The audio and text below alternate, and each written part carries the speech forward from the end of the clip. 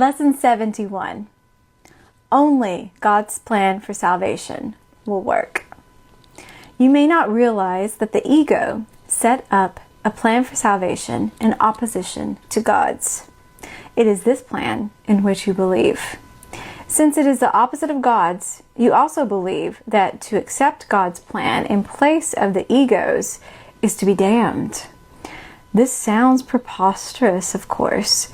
Yet, after we have considered just what the ego's plan is, perhaps you will realize that however preposterous it may be, you do believe in it. The ego's plan for salvation centers around holding grievances. It maintains that if someone else spoke or acted differently, if some external circumstance or event were changed, you would be saved. Thus, the source of salvation is constantly perceived as outside yourself.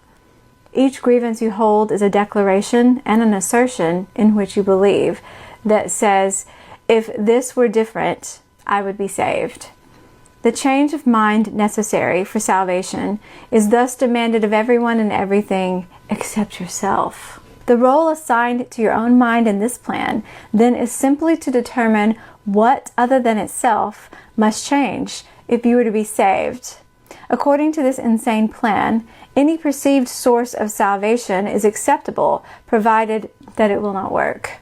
This ensures that the fruitless search will continue, for the illusion persists that although this hope has always failed, there is still grounds for hope in other places and in other things. Another person will yet serve better. Another situation will yet offer success. Such is the ego's plan for your salvation. Surely you can see how it is in strict accord with the ego's basic doctrine. Seek, but do not find. For what could more surely guarantee that you will not find salvation than to channelize all your efforts in searching for it where it is not? God's plan for salvation works simply because by following His direction, you seek for salvation where it is. But if you are to succeed as God promises you will, you must be willing to seek there only. Otherwise, your purpose is divided, and you will attempt to follow two plans for salvation that are diametrically opposed in all ways.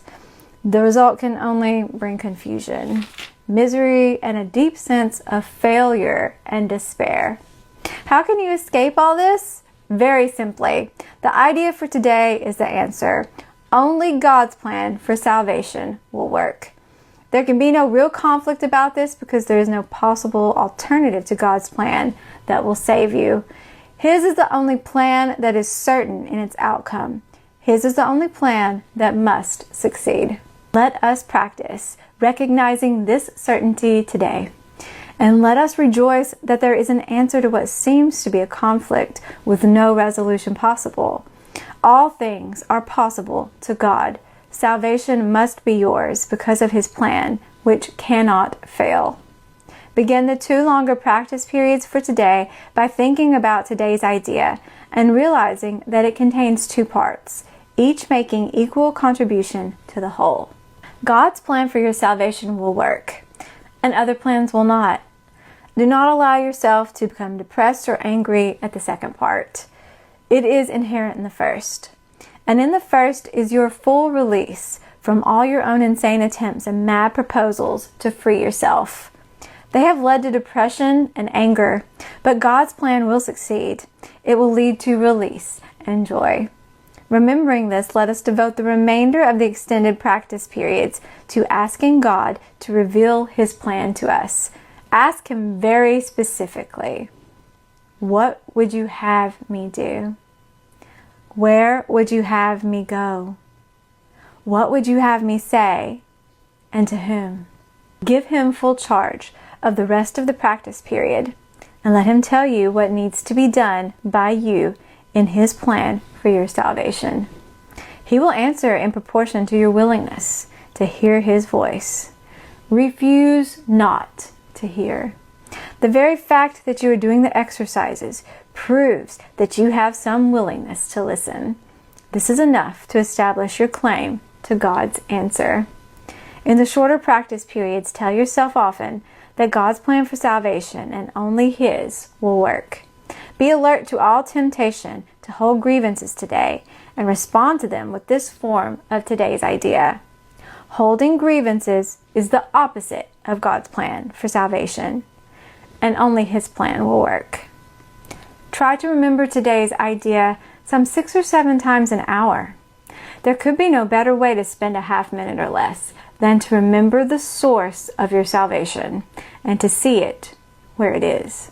Only God's plan for salvation will work.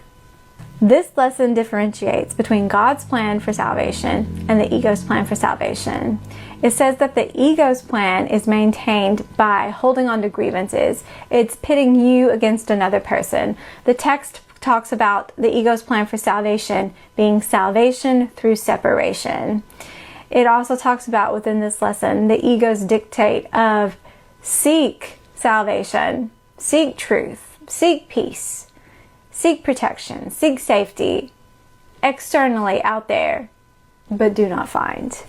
We talked about yesterday that salvation comes from you, and that we talk about the attributes of salvation being peace, protection, safety, security, invulnerability, being protected, and okay.